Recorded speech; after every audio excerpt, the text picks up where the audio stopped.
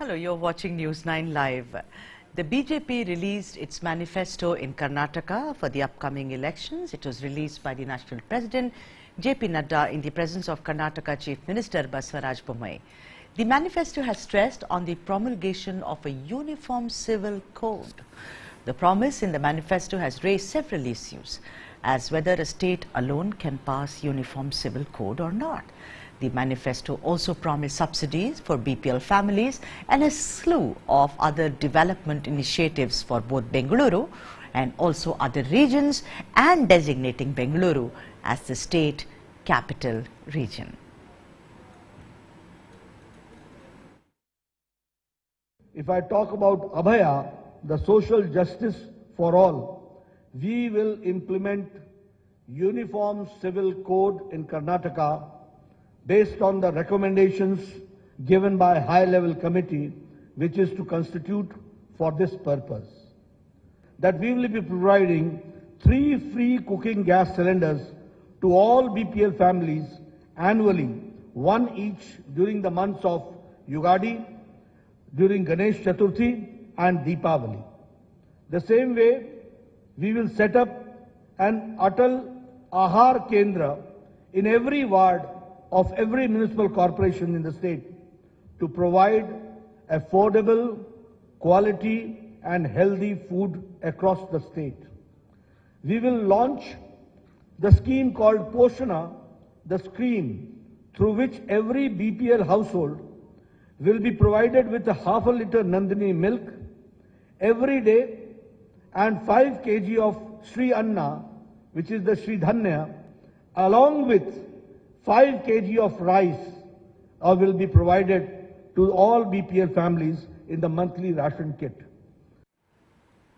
And to speak more on the issue, I'm being joined by Amitabh Tiwari, who is a political analyst, and Sandeep Aniruddhan, who is convener, Citizens Agenda for Bangalore. A very warm welcome to both of you. You know, Amitabh, let me start with you. For me, the main takeaway, much like other states, is the uniform civil code. I mean, to announce it is all very well, and we've been discussing this considering Karnataka elections are on the anvil. Any political party which makes announcements, reservation, we will give you 75, I will give you, there'll be uniform civil code. Don't you think that all this will take time? And what do you think, what is the BJP trying to achieve basically by talking about UCC? See, I mean, there is a Hindutva voter for the BJP, whatever the percentage is. So the manifesto is giving or doling out different points for different categories or segments of the voter. So the Uniform Civil Code is essentially a message to the hardcore Hindutva voter that the BJP is promising to fulfill its long-term ideological position on Uniform Civil Code. The Law Minister in Parliament has, in a written reply, said that yes, states can actually pass laws relating to the Uniform Civil Code, but as you have said, an incumbent government cannot promise many things. People will ask questions as to why, despite being 3.5 years in power, BJP has not yet implemented the Uniform Civil Code in Karnataka. Why, despite being 3.5 years in power, it suddenly remembers just before the elections that there is a illegal 4% reservation available to the minority community. So this is clearly also politics. BJP has in many states announced a Uniform Civil Code in its manifesto, Himachal being one of the other examples where this has not worked. See, what also happens that a Uniform Civil Code or any sort of, I would say, a hardcore Hindutva attempt or a polarization attempt works in states where the minority population is higher than the national average. Here in Karnataka, the minority population is just a tad below the national average. That is why it is very, very difficult to imbibe the fear or play this Hindu-Muslim card, because the number itself is very low. And wherever the literacy rates are higher, as we've seen, this sort of polarization does not play. However, it would play in coastal Karnataka and in Hyderabad, Karnataka, in some districts where the minority population is fairly high. Right. Let me get Sandeep Aniruddhan in, who's the convener of Citizens Agenda for Bengaluru. You know, Sandeep, I'm amazed that for the almost 2 to 3 years, Bengaluru has been really under pressure. During rains, we saw killer potholes, people, vehicles going inside. You know, BBMP, no kind of elections took place. There was no accountability. Today, the BJP says, you know, that it should be given it's a designate capital, so it should be given that role. What were they doing all these years? If I were a citizen of Bengaluru, I'll ask you. So it's very simple. What we need to see is not what they are promising in this manifesto. What we need to see is what they promised in the last manifesto. True. And whether they have implemented it. It's shocking. How do you want for Bengaluru? Legislation? No. A 15-year development plan for Bengaluru. We are a planless city. And nobody is asking questions about why we don't have master planning. They said they'll have better citizen government communication. Zero transparency, zero communication. Citizens are at loggerheads with the government. Then they promised, actually there's a long list of things they've promised. They promised that the 74th Amendment would be implemented, which is, they said that the Metropolitan Planning Committee would be constituted. Since, this is due since 1992, mind you. For 30 years, we don't have a planning authority. Now, do you understand why Bangalore is such a mess? Because we've never had a planning authority. And it is mandated under the constitution. And in the last manifesto, BJP specifically listed it as an item that they will constitute the Metropolitan Planning Committee. Now, we don't have a Metropolitan Planning Committee. There is no master plan. And the local city government, which is the BBMP, they had promised that they would integrate all the agencies and they would provide it more devolution and they would have citizen participation. None of these things have happened. Right. Let me go to Amitabh. We don't have a planning authority, we don't have a proper city government, and they don't have civic engagement. And the city itself, the city government, BBMP, is going around building illegal projects on lake buffer zones in Whitefield. And citizens are fighting them and the BJP is filing false cases against citizens. This is the kind of promises kept from the last manifesto. Now you tell me what they will deliver from the new manifesto. You think they will deliver any of these? It's up in the air, right. You know. Right. They make a lot of announcements. And wait, I'll come back to you. Sandeep, let me come back to you. Let me go to Amitabh Tiwari. Amitabh, if you look at this manifesto, you know, pretty much, if you look at their last manifesto, they had made promises, you know, almost using certain terminology, Namma Ure, Namma Bengaluru, that is my Bangalore, etc. Again, it seems to be. But, you know, let's be fair. If you look at this manifesto, Amitabh, on a scale of 1 to 5, what score will you give it? See, I would say it encompasses the various segments of the voters. So in terms of promises, in terms of vision, it is easily 3.5 sort of a manifesto, because but you know, but the thing is, to a large section of the population. Right. So you say 3.5, fair enough, your choice. But then you know what Sandeep Aniruddhan just now said. Last time they made so many promises, none of them were fulfilled. Now this is not typical of the BJP alone. Every political party does it. My whole point is, you stand there and you criticize the Congress party for Revdi culture, freebies culture. Look at all this. For every Graha Lakshmi that they say you are also having, now the whole thing is Poshana, which is Poshan in Hindi, Poshana in Kannada. They are saying that half a liter of Nandini milk every day and 5 kilos of Sri Anna, which is millets, which will be given to you. What is this but not freebies then? Freebies is something which BJP has been caught on a wrong foot. I would say somehow they have indulged in lazy politics, especially with respect to the Delhi somebody or the leaders in Delhi perhaps have impressed upon the leadership of the BJP or the High Command that they have been losing Delhi because of freebies, which is not the case actually, or which is not 100% the case. So all the parties are actually giving freebies. See, India is a welfare state. So Kisan Nidhi, the Ujjwala Gas Yojana, I mean the first cylinder which you get. So yeah, then don't call it revdi, no. Don't stand there and say, "Aap revdi de baant rahe ho." Yeah, so they don't call it revdi is fine, but people do understand this. Correct. Politicians are here to play politics, and people do understand this. What is fairly, and manifestos. How many people are going to read it? Even in the West, where it is an established system, the release of the manifesto, etc. Not more than 25-30% people actually made their voting decisions based on the manifesto. So manifesto is just one part of the entire election campaign management system.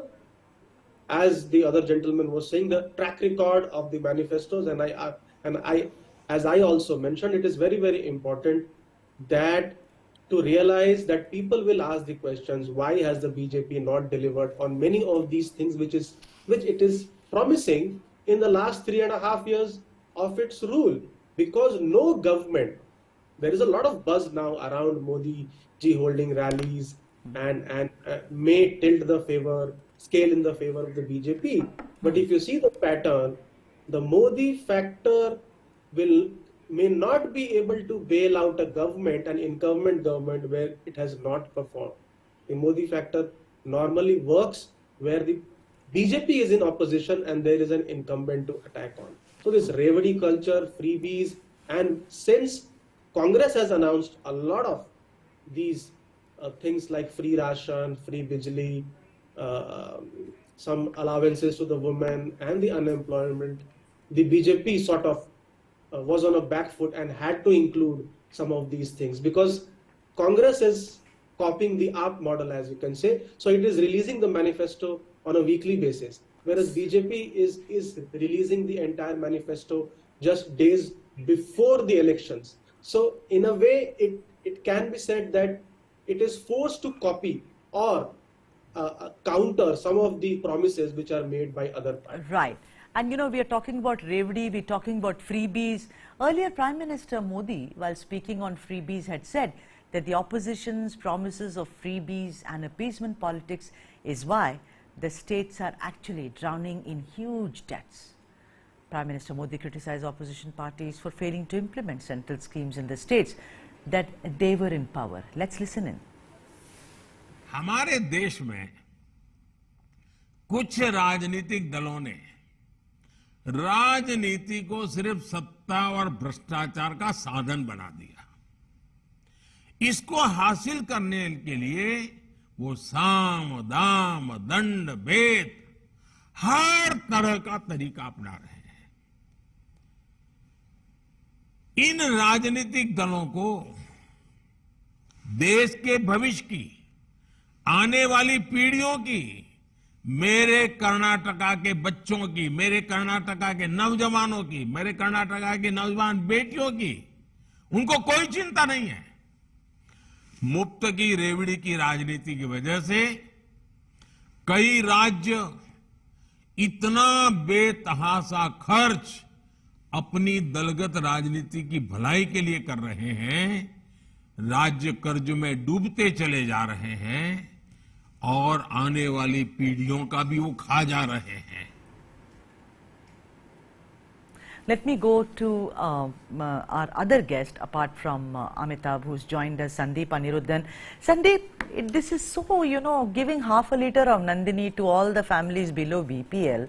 It is very clearly that they want to salvage the Nandini Amul fight somewhere and show themselves to be with Nandini milk. The thing is that, the whole controversy which had unfolded. So, according to me, half a litre of milk is like 2 cups of tea, maybe.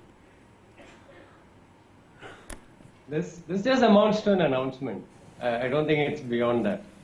The unfortunate thing is, let's go deeper into what the manifesto is actually talking about and what it should be. What has been the primary concern in Karnataka throughout the last term Number one has been corruption, right? So, does it make any commitment to reduce corruption? Does it offer more transparency? No, it's completely missing. Which means the party doesn't have a sense of what citizens are actually concerned about. Citizens are concerned about corruption and transparency and misuse of public funds, violation of public properties. What we are asking for is somebody like the bulldozer Baba, that is Yogi Adityanath, who's actually cleaning up UP. But the BJP in Karnataka has been supporting criminal elements, it has been supporting corruption, it has been encroaching on public spaces. Quite the opposite is actually happening in UP. In fact, we thought the BJP government in Karnataka would do what UP government is doing, but it has completely disappointed But Sandeep, us. let's be fair. Let's be fair, Sandeep. If you look, you know, in the past, now there are elections which are knocking on your door. You will have a new government in a few weeks, etc. But there must be something that the BJP got right? I know 40% Sarkara, I mean, there is corruption charges. Also, we saw the hijab and the halal, which went on and on and on and on. I understand that BBM, it was, you know, Bangalore was in a mess. I mean, there were reports of deaths almost every day. During monsoons, it was worse. But is there one thing that they did better than what others would have? No, BBMP elections is another thing, you know, with no elections announced. That was also something which was it's a very big problem. People don't understand that unless you have elections, there will be no participation. But there must be something that they must have done right. No? Sandeep? No, I'm finding it very it's like looking for a needle in a haystack because expectations were so high, delivery was so low. And I'll tell you why expectations were high. Because they kept saying double engine Sarkar, double engine Sarkar. So we thought, yes, because of double engine Sarkar, a lot of long pending projects will get executed. Like, you know, the Bengaluru suburban rail project has been pending for 40 years. We thought that will take off and we've only got announcements. Announcements after announcements. The union minister will come to Bangalore and announce and launch the project. Then nothing will happen for 2 years. Then the Prime Minister will come to Bangalore and make another announcement and launch the project. Again, nothing will happen. So this drama has led to a lot of disappointment because there has been an announcement, Sarkar, which makes an announcement, announces law, like, you know, thousands of crores, lakhs of crores, this project, that project. On ground, nothing happens. But on ground, people are very unhappy also because of the lot of corruption that happened. People are unhappy with the way the government has been running roughshod on people's expectations. The government filed false cases against a lot of citizens. Whoever is protesting for a tree or a lake gets false cases on them. So basically, it's very difficult for us to find something positive. Now, I'll tell you what the bigger problems are. Devolution, as you rightly put. Yes. It is two aspects. 74th Amendment promises a planning authority and a unified and decentralized and devolved city government. That has not happened. Now, the biggest challenge we're facing now is water crisis, climate crisis. Bangalore has lost its green cover, almost 97% of its green cover. It is actually a catastrophe. The government is not talking about it. Right. Bangalore has lost 80% of its wetlands and lakes. Government is not talking about it. Where is it in the, where is the climate plan in this agenda? None. Then existing laws are not being implemented. 74th Amendment I already told you about.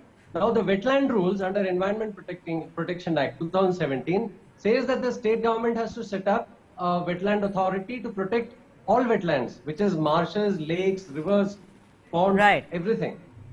The government has not done anything in the last. So basically you're saying there is in the manifesto for the next thing.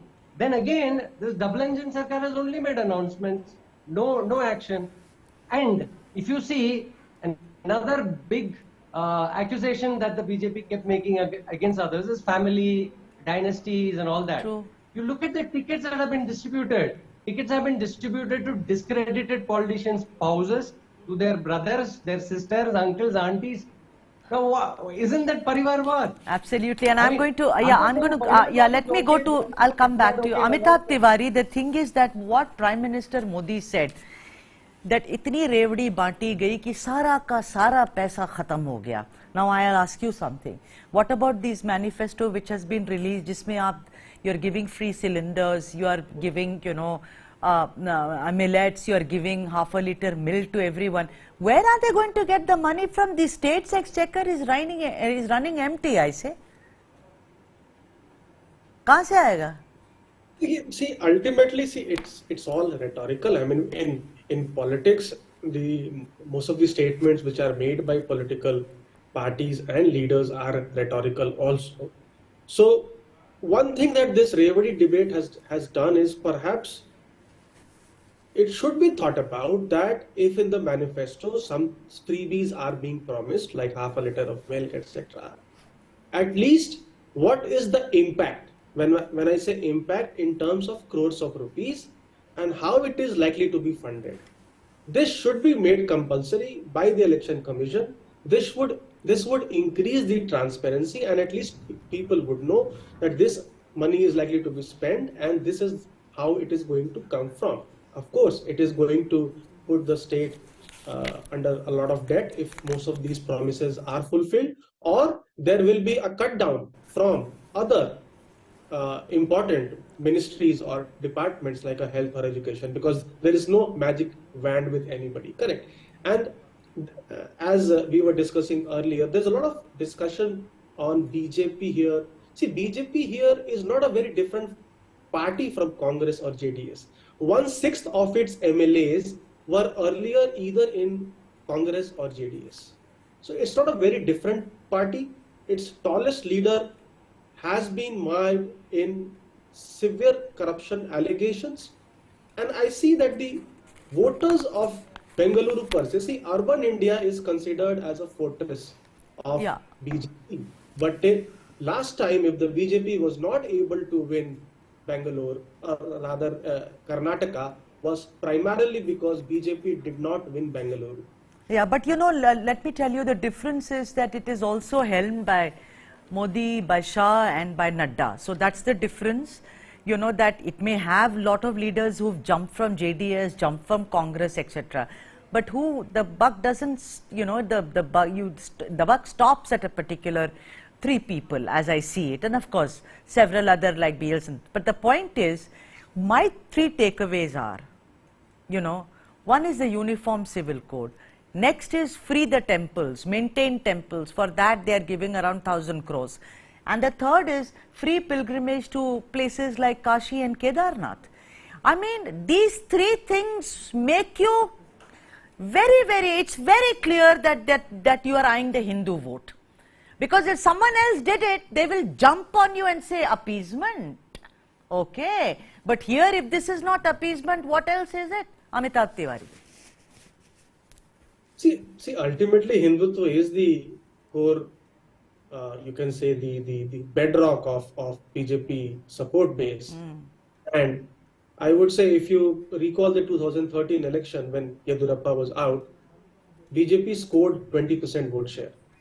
So that is the core ideological vote bank of BJP in the state, which is ideologically aligned to its Hindutva philosophy. That's why promises you see are targeted at those voters, but Hindutva alone and core ideological voters cannot win elections for any party across India.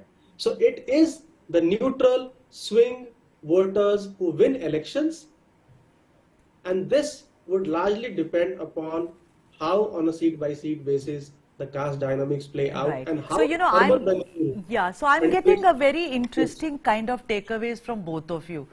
There Sandeep Aniruddhan said, what is this manifesto? Look at the old one. Have they done anything? They will not. They'll continue not to do anything.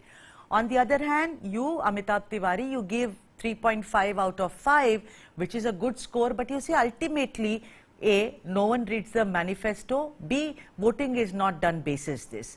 But I'm saying that, you know, the thing is that certain things could permeate. And the UCC, that is the Uniform Civil Code, is one issue which is very contentious.